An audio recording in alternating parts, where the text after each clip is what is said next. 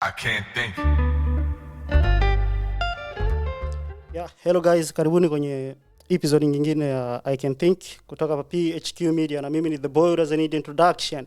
Kama tulivyowaambia bro, tuko na mgeni wetu mwingine wiki hii. Ni msanii kutoka hapa Sweden. Elende, karibu sana bro.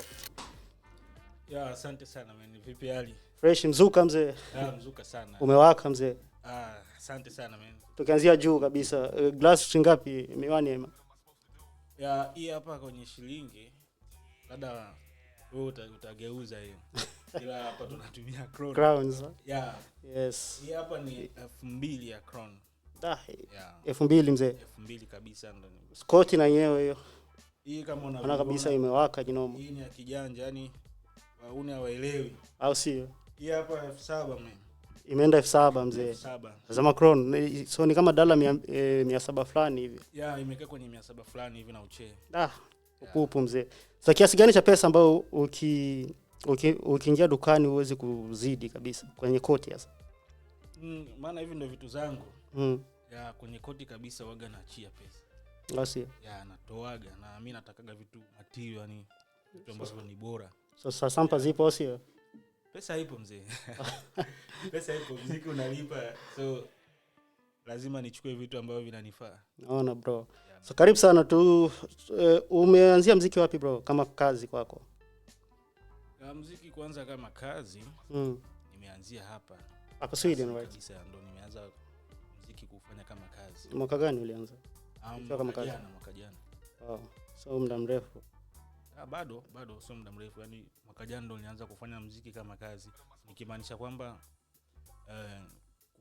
kuweka kwenye platform zangu zote. Yes, kitu kama hicho. Kutangaza na kuweza kwenda kwenye matamasha. Yeah. Na nini kilikufanya uanze muziki kufanya kama kazi, yani kuingia kwenye biashara ya muziki? Yeah, kwa sababu mwanzoni nilikuwa nafanya tu kama kawaida. Yeah. Eza kama vile fan. Na baadaye nilikuja kuona kweli Mwenyezi Mungu amenibariki kwa kipaji. Na hii hapa inaweza ikawa ndo moja yangu ya mimi kujiingizia kipato kama wengine. So ndo hapo nikapata kubadilisha kutoka kwenye kufanya kama fan na kuwa kazi. Nikaweza kuigeuza kuwa kazi. Imekaa poa hiyo mzee. Hongera bro. Asante sana. Na kabla ya muziki ulikuwa unafanya nini? Ulikuwa unajishughulisha na nini? Kabla muziki nilikuwa nafanya mission zangu za town hapa na pale. Nilikuwa nafanya kazi na pia nilikuwa nasoma. Unaweza kusogelea mic kidogo? Sauti? Yeah, sauti ndogo. Yeah. Ulikuwa unasoma au sio? Yeah, nilikuwa nasoma. So nilikuwa mwanafunzi na nilikuwa nikifanya kazi. Okay. Muziki kwa taratibu zetu za Kiafrika nini unachukulia kama vile uuni fulani? Umeona msanii kwetu ni kitu kama uuni fulani. So familia wewe ilichukuliaje kazi yako ya muziki? Kwa familia yangu walilipokeaje? Walilipokea vizuri, ila mwanzoni ndo kulikuwepo na changamoto. Yeah. Mwanzoni ndo changamoto zilikuwa nyingi. Unakuta unaambiwa mambo gani unafanya hayo? Mbona unataka kwanza uni? Kama jinsi inavyozoeleka. Yeah, hiyo kawaida. Ukiona kijana akianza kufanya muziki anasema basi hapa tumepoteza. Yeah, au yani wewe ameharibika. Au ameharibika, ashaanza kuvuta bangi. Yeah. Sijui nini. Lakini namshukuru Mwenyezi Mungu hadi sasa hivi wameelewa kwamba kweli sipo kwenye, yani walichokuwa nakifikiria sivyo. Muziki sasa hivi unalipa na wanaona matunda mazuri. Muhimu sana. Yeah. Muziki ni kazi na ni ajira kama nyingine, naweza ni business kama nyingine. Fresh sana bro. Nikaa poa au sio? Elende, ni moment gani ambayo ulijua kabisa hapa naanza kuonekana, yani hapa ndo tunaondoka? Ilikuwa sio ngumu sana kulijua au kuligundua, maana kipindi nilikuwa nikienda nje aweza kukutana na watu. Nimekuwa nikianza kukutana na watu ambao siwafahamu ila wenyewe tayari washanifahamu. Na wananiambia ndo huyu ndo yeye Elende unaimba vizuri bwana, napenda kazi zako. So nikajua watu tayari wameshajua, unaona. So hapo nikawa nimeshaanza kujua hapa tayari nimeshaondoka huko mtaani, watu wananifahamu hata ambao siwajua, hata sijakutana nao. Kizazi sana bro. Ngoma ya Sielewi ilibadilisha nini mzee kwenye career yako au kwenye maisha yako kwa jumla? Ngoma ya Sielewi ndo ngoma yangu ya kwanza. Right. Yeah. So imeweza kunipa mafanikio mengi, ikiwemo na kuniongezea mashabiki, kunitambulisha kwa watu ambao wako mbali. Yeah, so kama vile international. Alafu na kabla hujaenda mbele zaidi, naona kama imekuwa na mapokezi makubwa, maana nikiangalia hata namba kwenye YouTube inasogea vizuri kabisa. Yeah, ngoma inaenda maana watu wameipokea vizuri. So ile ndio jambo ambalo nashukuru sana mashabiki zangu popote pale walipo, kila kona. So ngoma inaenda vizuri na nimependa sana.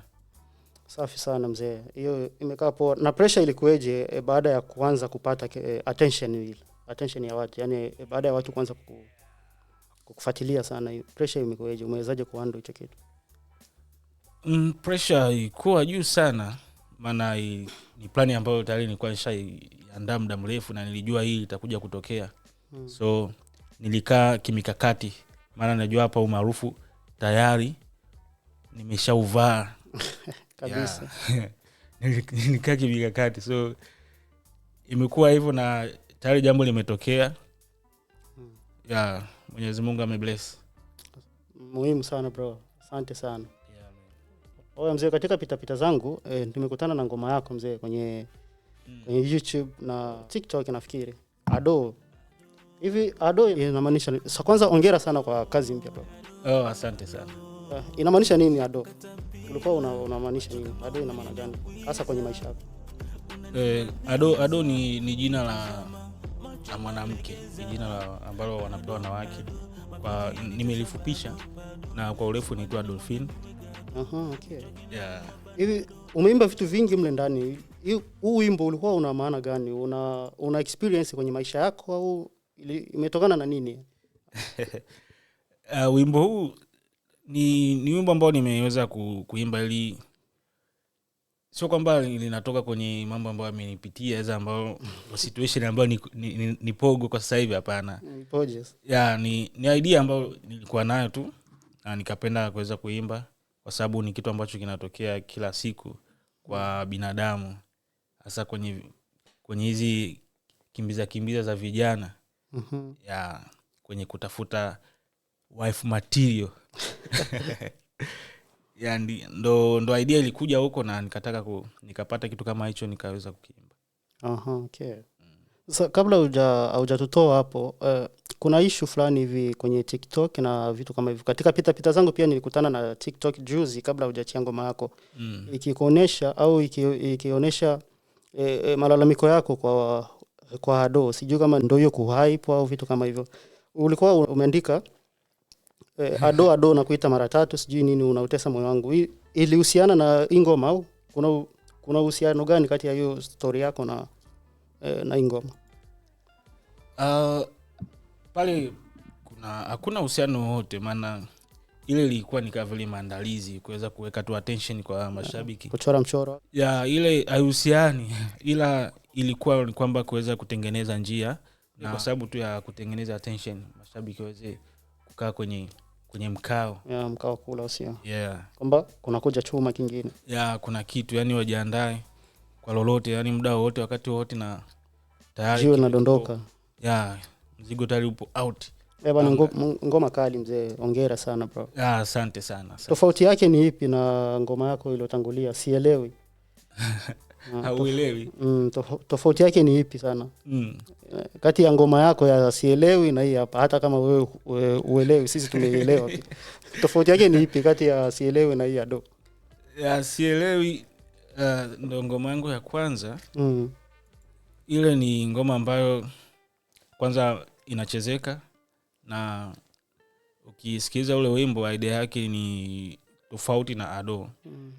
Ni kwamba kuna watu wako kwenye mahaba pale, unaona, so anakuwa akimwambia mpenzi wake za mpendwa wake namna gani anafurahia hilo penzi na vitu gani ambavyo vinapitika vizuri akivipata kutoka kwa mwenzie.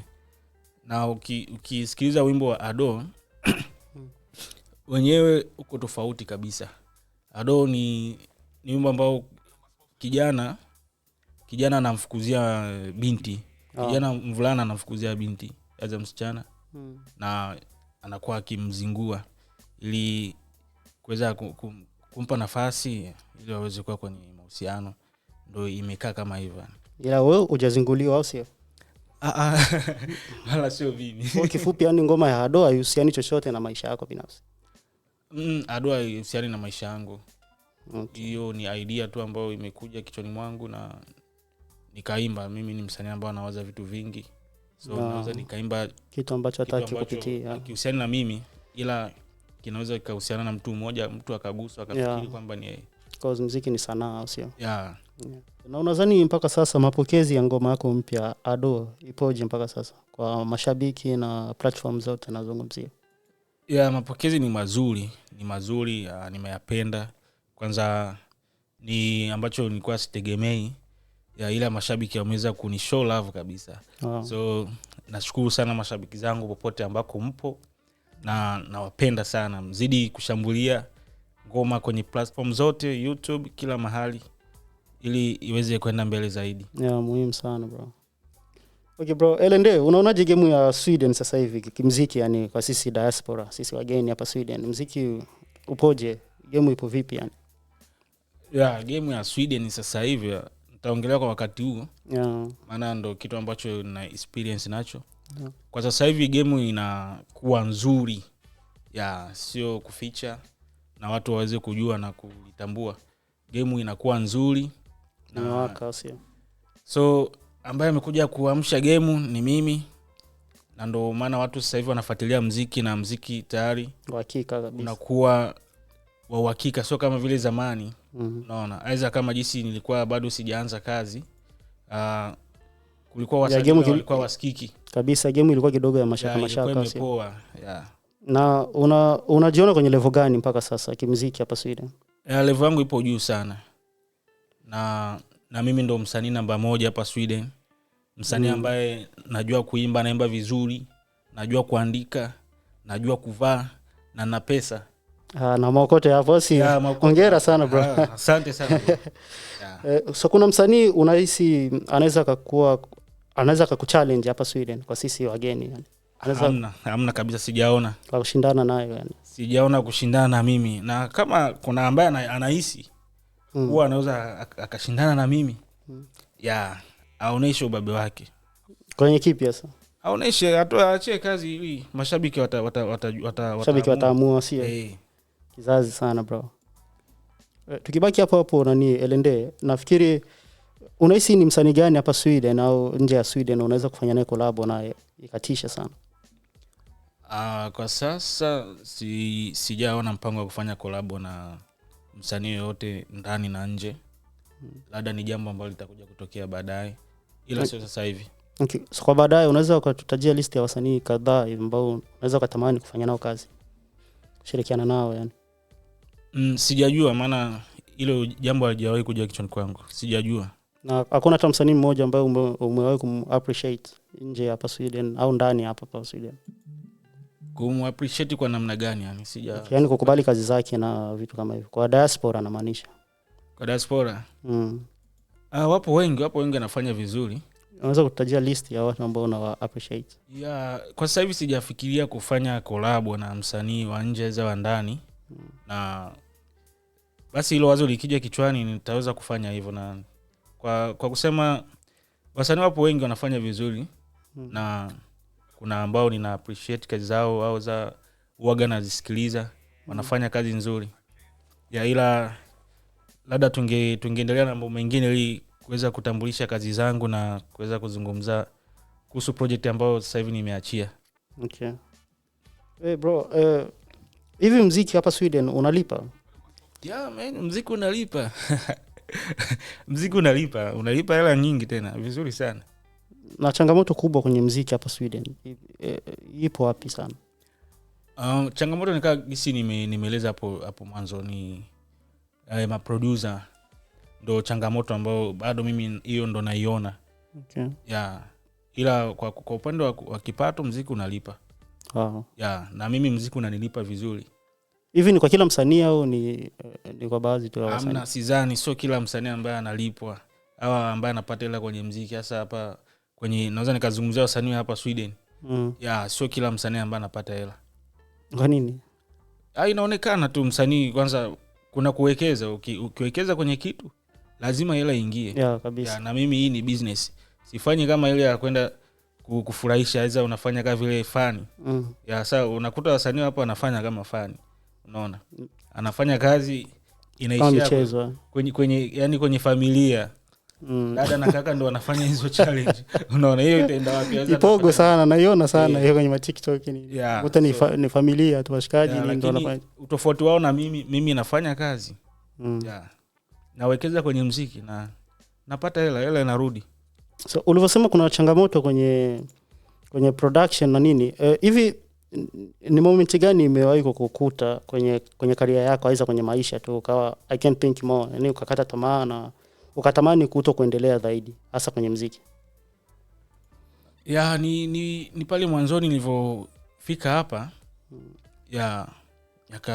miaka nyuma kidogo, nilikuwa nikitafuta wapi nitapata studio, nitakutana na producer ili niweze kufanya kazi zangu. Ilichukua muda sana hadi kuweza kupatana na producer ambaye anaweza kufanya kazi na mimi.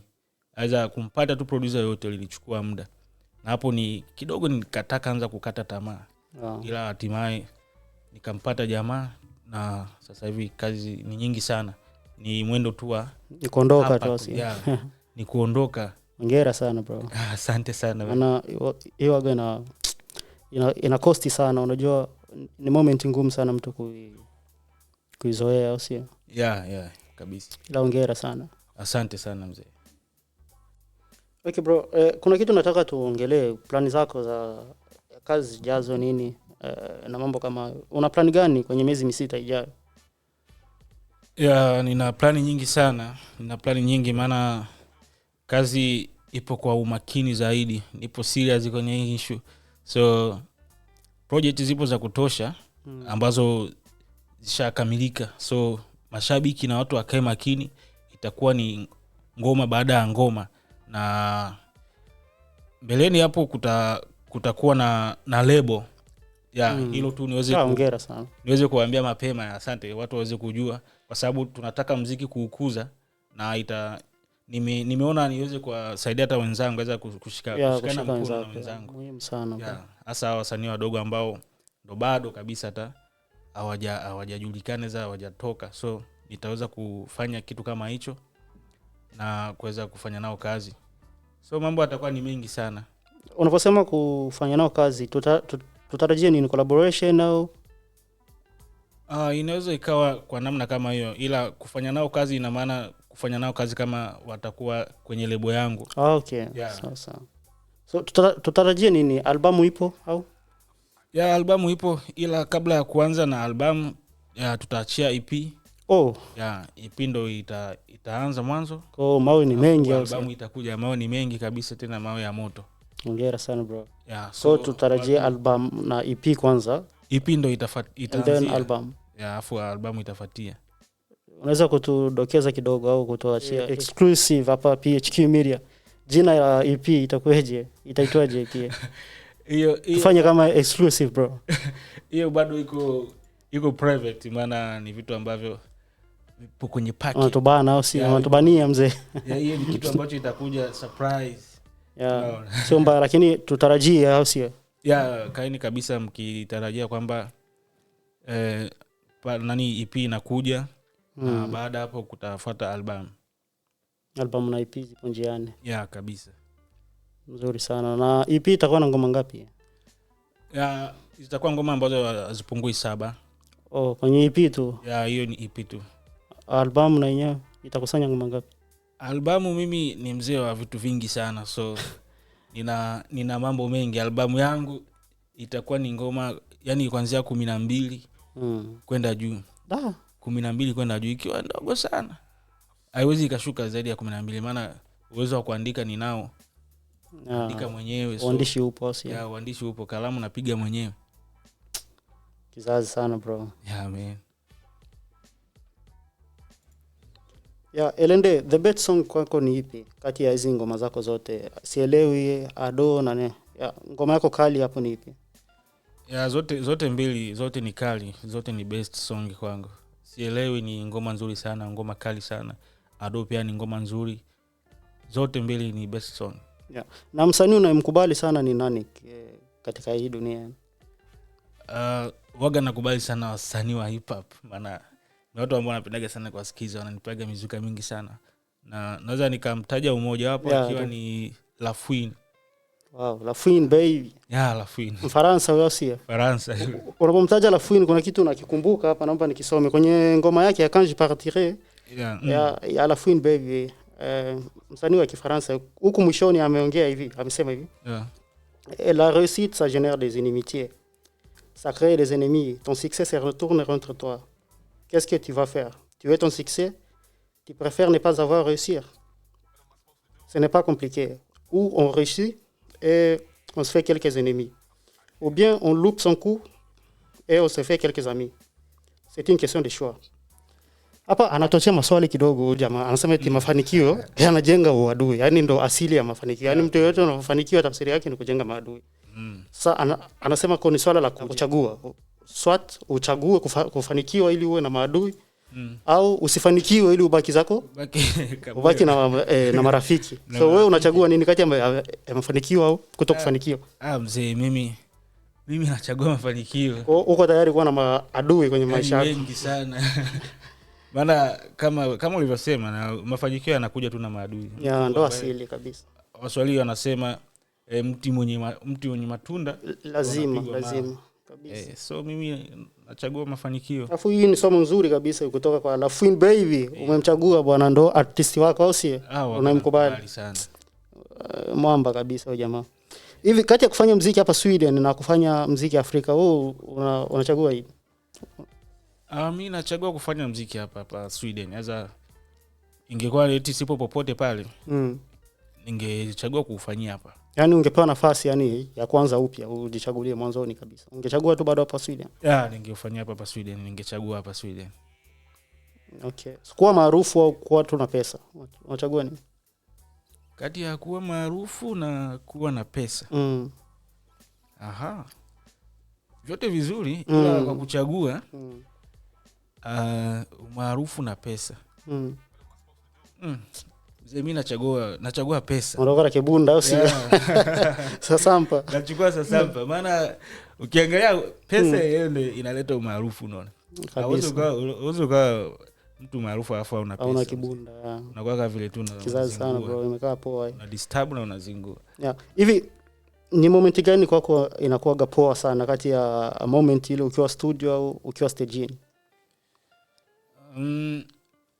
Ambayo waga nafurahia zaidi. Zote mbili ni nzuri ila unajua studio ni sehemu ambako unaandaa na pale kunakuwa ni matukio mengi sana. Hata hivyo ukiangalia ukiwa kwenye stage pale una communicate na people, watu mashabiki pale unakuwa unakifanya kile kitu ambacho ulikuwa ukikitengeneza ndani. So nafikiri kwangu napenda zote mbili.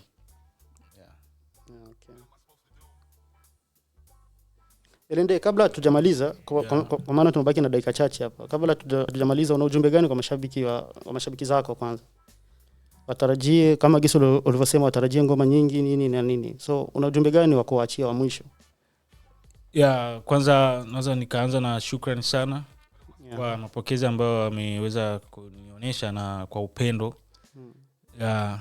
Nimefurahi sana na imenipa nguvu ya kuweza kufanya kazi kwa juhudi na kuongeza vitu, aweza kuongeza nguvu. So nashukuru sana mashabiki zangu popote pale walipo, wa nje na wa ndani. Pia niwaombe wazidi kusupporti kazi zetu, wazidi kusupporti kila ambacho tunakifanya na wakae karibu kutufuatilia kila siku. Asante sana. Naona ujumbe gani kwa mashabiki wanaotufuatilia sasa hivi kupitia PHQ Media kwenye kipindi chetu cha I Can Think? Mashabiki ambao mnatufuatilia sasa hivi, nipende kuwaambia tunawapenda na tunashukuru sana kwa kuweza kuchagua PHQ Media, na niwaombe kuweza kuifuatilia kwa muda wote, kuweza kusubscribe, kuweza kufanya kila kitu na kutoa maoni. Asante sana. Amen. So guys, hii ilikuwa ni PHQ Media na tulikuwa naye kwenye mjengo ni msanii wetu Elende Faliala. Ameachia ngoma mpya sasa hivi, mnaweza pia kufuatilia kwenye YouTube na platforms zingine. So hii ilikuwa ni I Can Think guys, na mimi ni The Boy Who Doesn't Need Introduction. We kill it bro. Tukutane kwa episode nyingine.